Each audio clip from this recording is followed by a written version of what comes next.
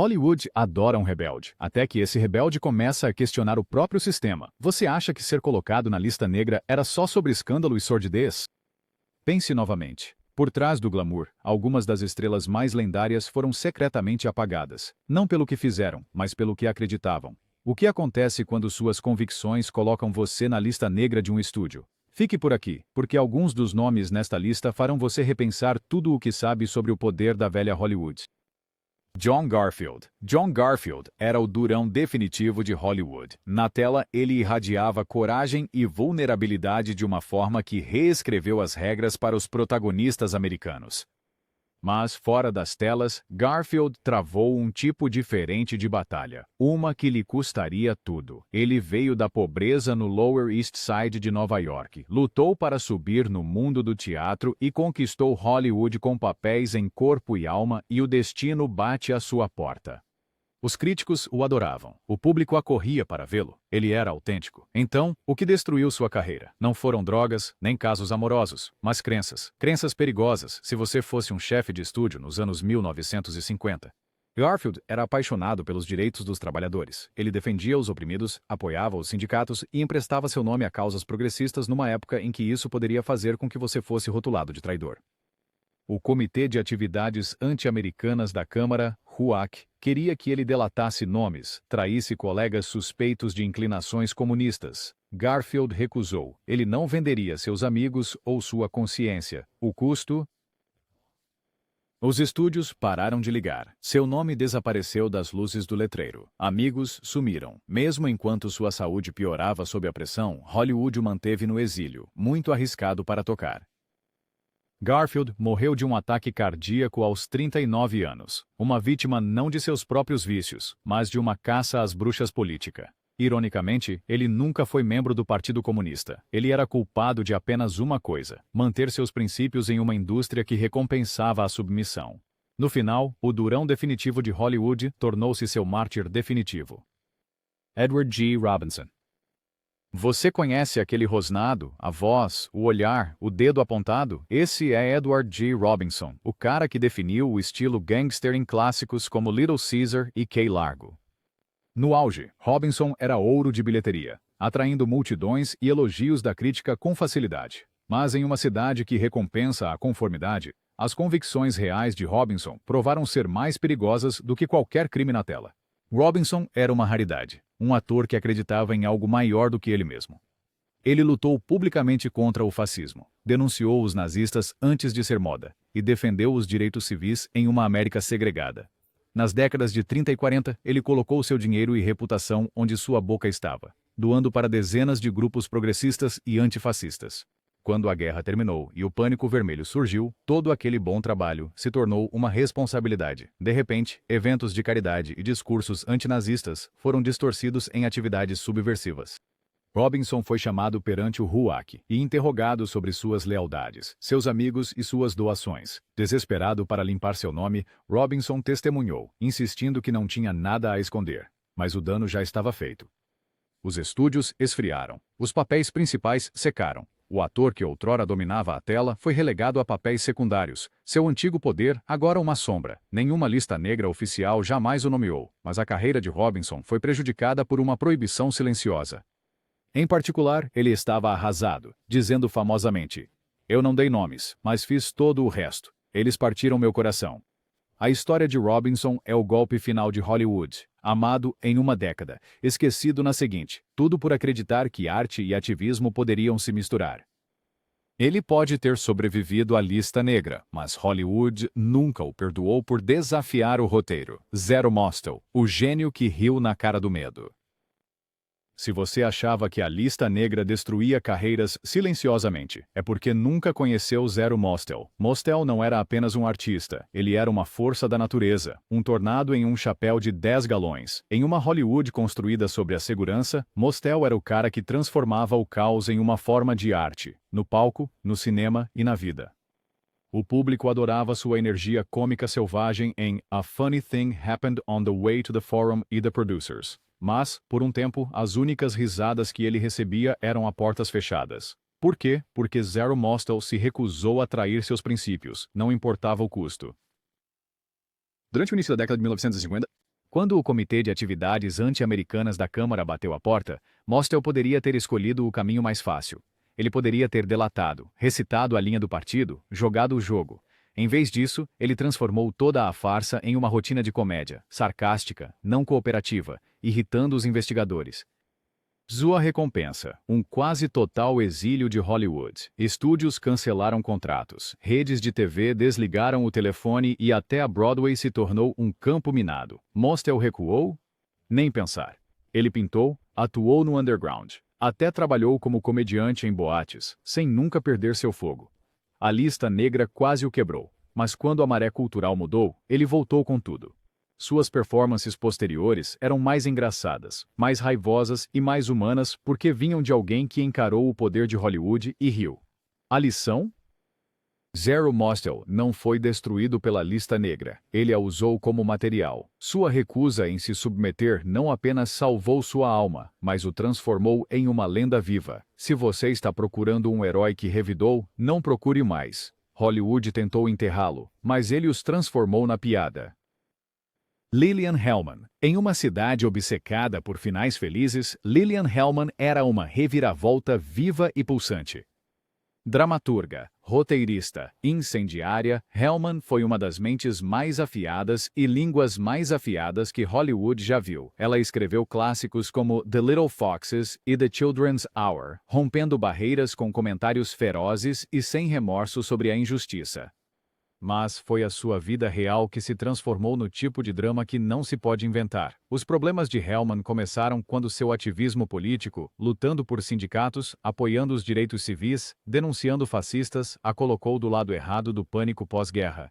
Ela foi convocada perante o Comitê de Atividades Anti-Americanas da Câmara, que exigiu que denunciasse seus amigos e reescrevesse a história para se adequar à moda política mais recente. A resposta de Hellman? Uma carta tão icônica que poderia ter sido uma cena de um thriller no ar. Eu não posso e não vou cortar minha consciência para se adequar às modas deste ano. Essa resistência não era apenas conversa.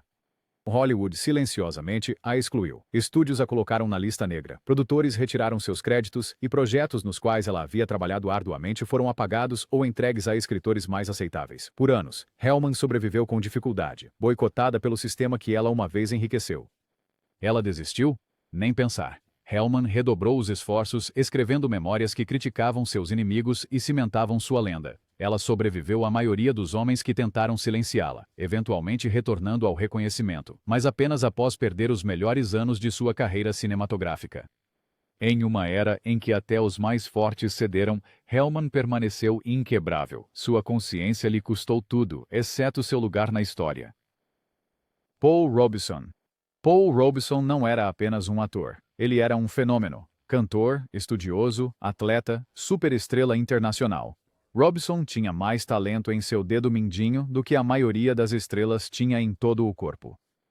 Sua voz profunda e retumbante sacudiu salas de concerto de Harlem a Moscou. Mas foi essa mesma voz levantada pela justiça que o colocou na lista negra no auge de sua carreira.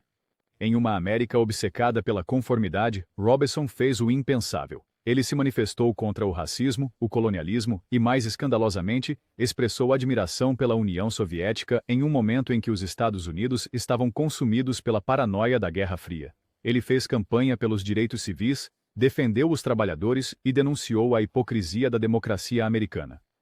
Para os chefes dos estúdios de Hollywood e os poderosos de Washington, Robeson era perigoso, famoso demais, franco demais, pouco disposto a ser o artista agradecido.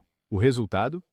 Uma lista negra devastadora e não oficial. Os filmes de Robeson foram retirados de circulação, seus concertos foram cancelados, até mesmo seu passaporte foi revogado, efetivamente prendendo-o nos Estados Unidos e destruindo sua carreira internacional. Locais fecharam suas portas, patrocinadores desapareceram, e a mídia o pintou como uma ameaça. Tudo por se manifestar. Foi uma difamação em escala global. Robeson não se calou. Ele continuou lutando, cantando e organizando, mesmo quando as oportunidades evaporaram. Mas o custo foi imenso. Antes um nome conhecido, ele se tornou uma história de advertência sussurrada nos corredores dos estúdios. O sistema tentou apagá-lo, mas a história lembra Paul Robeson não como uma ameaça, mas como um titã que usou seus dons para um propósito maior. Charlie Chaplin. Charlie Chaplin. O chapéu coco, a bengala, o andar. era o homem mais famoso da Terra. Ele conseguia fazer o mundo rir sem dizer uma palavra. Mas quando Chaplin finalmente falou, não era o que Hollywood queria ouvir. Aqui está a reviravolta. O maior crime de Chaplin não estava em sua vida pessoal, ou mesmo em suas travessuras na tela. Era sua teimosa recusa em se encaixar em qualquer caixa, política ou moral. Na década de 1940, o internacionalismo de Chaplin e sua crítica aberta ao fascismo o destacaram. Ele financiou filmes antinazistas, defendeu os trabalhadores pobres e pediu publicamente paz com a União Soviética quando a maioria das estrelas estava agitando bandeiras e vendendo títulos de guerra. Esse tipo de discurso era suficiente para fazer o sangue de J. Edgar Hoover ferver. Quando o Pânico Vermelho começou, Chaplin tornou-se um alvo vivo. Rumores se espalharam. Ele era comunista? Um devasso sexual? Apenas anti-americano? Chaplin não ajudou seu próprio caso, soltando bombas como "Eu não sou cidadão de nenhum país" e fazendo Monsieur Verdoux, uma comédia negra sobre o próprio capitalismo. A imprensa enlouqueceu. O RUAC veio farejar. O FBI manteve um arquivo de 2.000 páginas sobre ele. Os estúdios começaram a tratar Chaplin como lixo radioativo. Então, em 1952, em uma viagem a Londres, os Estados Unidos revogaram seu visto de reentrada. Ele foi literalmente impedido de voltar ao país que ele fez rir.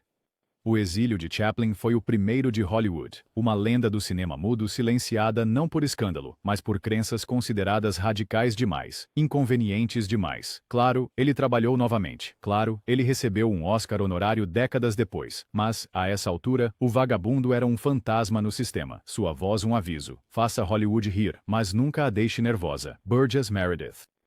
Burgess Meredith é um daqueles atores cujo rosto você reconhece, mesmo que nem sempre consiga lembrar o nome. O treinador durão de Rocky? É ele, o pinguim original em Batman? Sim, mas antes de distribuir amor duro ou balançar com uma cartola, Meredith era um dos camaleões mais promissores de Hollywood. Ele podia fazer drama, comédia, teatro ou cinema. Ele tinha alcance, determinação e um charme inegável. Mas nos anos 50, ter alcance não te protegia da lista negra. O pecado de Meredith? Emprestar seus talentos ao teatro progressista e ao ativismo de esquerda. Seu nome apareceu em Red Channels, o notório panfleto que era a lista negra não oficial de Hollywood. Sem julgamento, sem audiência, apenas a destruição silenciosa da carreira. De repente, as chamadas para testes secaram. Os estúdios riscaram seu nome dos projetos. O telefone, antes sempre tocando, ficou mudo. Aqui está o ponto crucial. Meredith não foi apenas colocado na lista negra pelo que fez, mas por quem se recusou a trair. Ele não delataria nomes nem denunciaria colegas ao RUAC, mesmo sob pressão. Essa resistência silenciosa custou-lhe caro. Ele passou de estrela a persona non grata quase da noite para o dia. Isso o quebrou? Nem pensar. Meredith levou seus talentos para a Broadway e filmes europeus, esperando a tempestade passar. Quando a lista negra finalmente desapareceu, ele voltou com tudo, acumulando indicações ao Oscar e uma nova legião de fãs. Mas a mensagem de Hollywood era clara. Cruze a linha invisível e até os melhores podem se encontrar no deserto. Meredith sobreviveu. Muitos outros nunca tiveram a chance. Gal Sondergaard. Antes de Hollywood conhecer Meryl Streep ou Viola Davis, havia Gal Sondergaard, uma pioneira e uma força da natureza, a primeira mulher a ganhar o Oscar de melhor atriz coadjuvante. Ela era elegante, imponente e não tinha medo de interpretar vilãs ou mulheres complicadas quando a maioria das atrizes estava presa ao papel de esposa dedicada. Mas o que realmente tornava Sondergaard perigosa para o sistema era que ela acreditava em manter seus princípios, mesmo que isso lhe custasse tudo. Seus problemas começaram com seu casamento com Herbert Biberman, um dos infames 10 de Hollywood, escritores e diretores que se recusaram a testemunhar perante o RUAC. Em vez de se distanciar, Sondergaard permaneceu firmemente ao lado dele, recusando-se a se humilhar ou retratar. Os chefes dos estúdios não apreciaram a lealdade. Foi culpa por associação em sua forma mais brutal. De repente, seus papéis desapareceram. Ela foi retirada da carta dias antes das filmagens. Seu nome apagado dos registros do estúdio. Sondergaard tentou lutar, até testemunhando perante o Congresso, mas a lista negra foi implacável. Ela se viu excluída de Hollywood, forçada a trabalhar em teatros regionais e pequenos locais apenas para manter sua arte viva. Décadas se passaram. antes de ser bem-vinda de volta. Naquela época, Hollywood havia esquecido sua glória. Sua história é o teste definitivo de caráter. Você trocaria tudo, fama, fortuna, até mesmo seu legado, para defender suas crenças? Sondergaard fez isso e pagou o preço. No entanto, a história a lembra como uma rebelde que se manteve firme enquanto seus sensores se tornaram notas de rodapé. Howard da Silva. Howard da Silva era o cara que você veria em centenas de filmes e nunca esqueceria. Um ator de personagens poderoso com um rosto feito para interpretar vigaristas, rebeldes e incendiários da classe trabalhadora. Na tela, ele podia iluminar uma sala, ou escurecê-la num piscar de olhos. Mas na vida real, o maior crime de da Silva não foi um papel que ele interpretou, mas uma posição que ele assumiu. Como um ativista sindical apaixonado, da Silva estava na linha de frente de todas as grandes lutas pelos direitos dos artistas em Hollywood. Ele era barulhento, orgulhoso e impossível de intimidar. Os chefes da indústria não gostavam de um homem que falava abertamente, especialmente à medida que a paranoia da Guerra Fria se instalava. Sua franqueza e disposição para defender causas de esquerda colocaram um alvo em suas costas. Quando o RUAC chegou a Hollywood, da Silva não jogou o jogo deles. Ele se recusou a retratar-se, recusou-se a apontar dedos, recusou-se a realizar o ritual de confissão pública. Essa resistência teve um custo alto. Os estúdios o retiraram dos filmes, seu nome foi apagado dos créditos e ele foi descartado sem cerimônia do musical South Pacific de 1951, apesar de já ter gravado a trilha sonora. Suas cenas foram regravadas, sua voz dublada como se ele nunca tivesse existido. A indústria estava apagando-o em tempo real. Da Silva foi forçado a se retirar para a Broadway e produções fora do radar, mas a lista negra nunca o quebrou. Quando os ventos mudaram e a lista negra de Hollywood se desfez, da Silva deu a volta por cima, conseguindo uma indicação ao Oscar por O Grande Gatsby e um prêmio Tony por Fiorello. Mas aqueles anos perdidos foram o preço que ele pagou por se manifestar, por se recusar a jogar pelo seguro. No final, a história de da Silva é a história de Hollywood, glamourosa na superfície, mas implacável quando ameaçada por mentes independentes. Tentaram apagar sua voz. Tudo o que fizeram foi torná-la mais alta. 10. Lionel Stander. Lionel Stander não era o tipo de ator que seguia ordens, na tela ou fora dela. Com seu inconfundível sotaque do Brooklyn e charme áspero, ele roubava cenas em filmes como O Galante Mr. Deeds e Nasce uma Estrela. Mas, se você realmente queria fogos de artifício, tinha que ver Stander fora do set enfrentando qualquer um que ele achasse corrupto, hipócrita ou simplesmente estúpido. O papel de Stander na vida real como sindicalista e ativista incansável o tornou um herói para alguns e uma ameaça para outros. Ele foi um dos membros fundadores do Screen Actors Guild e nunca se esquivou de uma briga, especialmente quando se tratava de defender colegas ou criticar a cultura de medo de Hollywood.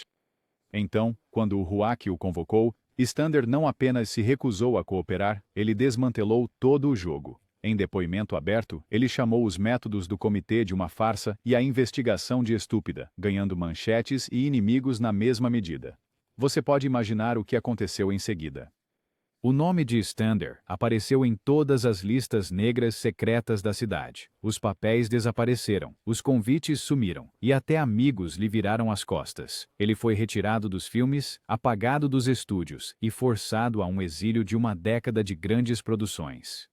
Ao contrário de alguns, Stander não tentou se esconder ou hesitar. Ele se tornou um símbolo vivo de resistência, um homem honesto demais para o sistema de Hollywood. Mas aqui está o ponto crucial. Stander superou seus detratores. No final dos anos 1960, ele estava de volta, roubando a cena em tudo, desde filmes de arte europeus até a série de TV Heart to Heart. A lista negra tentou quebrá-lo. Em vez disso, tornou-o icônico, um espetáculo de coragem e integridade em uma indústria que preferia obediência. Lionel Stander denunciou a caça às bruxas e a história deu a ele a última palavra. 11. Dorothy Cumming Gore. Dorothy Cumming Gore deveria ter sido uma lenda. Sua atuação como Susan Alexander em Cidadão Kane foi assombrosa, crua e inesquecível. Orson Welles a escolheu do anonimato, convencido de que ela seria uma estrela em ascensão. Mas o tapete de boas-vindas de Hollywood pode se transformar em uma armadilha com uma velocidade assustadora, e a carreira de Cumming Gore é um conto de advertência para todas as épocas. Seu pecado não foi escândalo, vício ou ego. Foi política. Cumming Gore era ativa em causas de esquerda e apaixonada por direitos civis e defesa dos trabalhadores. Ela era vocal, destemida e não estava disposta a fingir ignorância para as câmeras. Quando o pânico vermelho aconteceu, o RUAC focou nela. Ela foi intimada, interrogada e pediram que traísse amigos e colegas, algo que ela se recusou terminantemente a fazer. Em uma cidade construída sobre traição, Komongor manteve sua posição. As consequências foram brutais. De repente, seu telefone parou de tocar. Os chefes de estúdio, com medo da mancha, a excluíram. Ela passou de estrelar o que agora é chamado de o maior filme já feito a lutar por bicos e pequenos papéis em teatro. Amigos desapareceram, roteiros sumiram e seu futuro antes brilhante evaporou da noite para o dia. O estresse, a pobreza e a humilhação pública cobraram seu preço. A carreira, a saúde e até a vida familiar de Komongor entraram em espiral. Ela morreu em grande parte esquecida, uma vítima de uma indústria que recompensava o silêncio e punia a integridade. Mas, para quem assistiu Cidadão Kane e sentiu a dor nos olhos de Susan Alexander, a verdadeira história de Dorothy Komongor é igualmente poderosa. Um lembrete cru de como Hollywood pode rapidamente transformar uma estrela em um fantasma. Número 12, Jeff Corey. Jeff Corey não era apenas um ator talentoso. Ele era o tipo de intérprete de personagens que fazia todos os outros parecerem bem. Em filmes como Home of the Brave e The Killers, Corey trouxe uma intensidade marcante a cada papel, mesmo que você nem sempre soubesse seu nome. Fora das telas, ele se tornou ainda mais lendário, não por escândalos ou excessos, mas por sua teimosa recusa em trair os outros. Quando a caça às bruxas varreu Hollywood, Corey, como tantos outros, foi chamado perante o RUAC.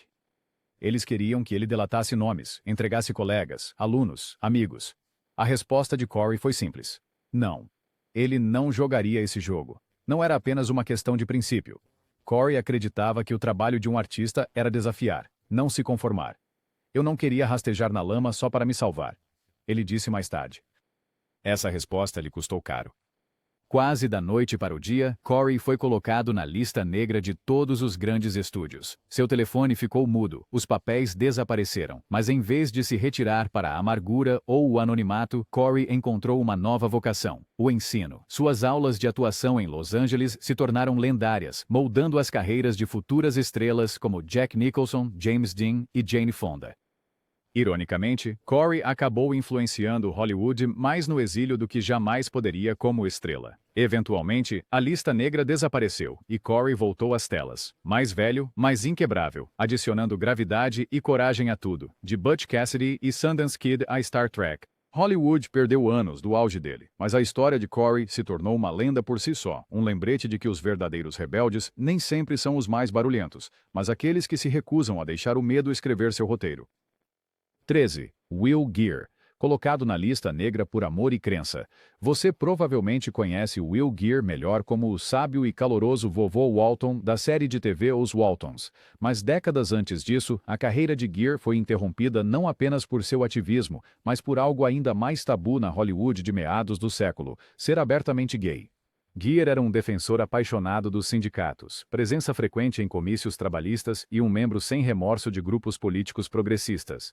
Ele não tinha medo de desafiar os chefes dos estúdios ou o status quo. Durante os anos da lista negra, Geer foi atingido por um duplo golpe, alvo por suas crenças de esquerda e por viver sua verdade em uma época em que até mesmo sussurros sobre sexualidade podiam destruir uma carreira. Ele foi chamado perante o RUAC, recusou-se a se retratar e encontrou-se completamente excluído. Os estúdios fecharam suas portas, sem papéis, sem audições, sem segundas chances. Por anos, ele sobreviveu através do teatro, música folk e trabalhos ocasionais, ajudando a construir o agora famoso Theatricum Botanicum, em Topanga Canyon, um santuário para artistas na lista negra e pensadores livres. Mas Geer nunca se entregou à autocomiseração. Ele construiu comunidade, elevou os outros e continuou lutando. Décadas depois, ele voltou à fama nacional como Vovô Walton, finalmente recebendo o reconhecimento e o Emmy que Hollywood tentou negar-lhe. A vida de Geer é um lembrete de que, às vezes, sobreviver com a alma intacta é a maior vitória de todas. Ele não apenas sobreviveu à lista negra, ele a superou, provando que a convicção pode ressoar mais alto do que qualquer ato de apagamento. Então, aí está, 13 lendas que pagaram o preço máximo por ousar pensar de forma diferente. Em uma cidade construída sobre ilusões, eles desafiaram o roteiro e se recusaram a trair suas crenças, mesmo quando os holofotes desapareceram. Mas aqui está a reviravolta. A lista negra não conseguiu apagar seu impacto, e a história nunca esqueceu sua coragem. Qual história te impactou mais? Então deixe seus pensamentos abaixo, inscreva-se e compartilhe isso com alguém que adora uma boa reviravolta de Hollywood. Quem devemos expor a seguir?